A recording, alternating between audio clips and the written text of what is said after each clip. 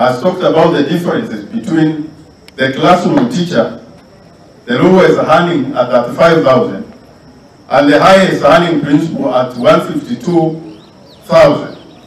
If you calculate the difference, you will find that the difference is 117,000. That difference is immoral. It is an immoral difference, and we are asking the Commission to get in the bottom of this thing to ensure that the gap between the highest earning and the lowest earning is narrowed to 25%. That is accepted world over. Because you cannot have 100,000 on top of the other person who is doing the same business. We have engaged him several times. So in 2021, we submitted a CBA, and we are saying that we must get an increment of between 30 and 70%.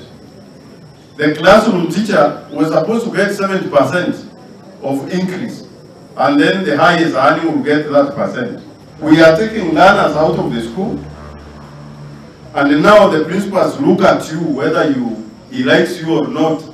Then he tells you it is 200, you it is 1,000. We don't want that kind of arrangement. We want standardized per diems when we are taking our learners out.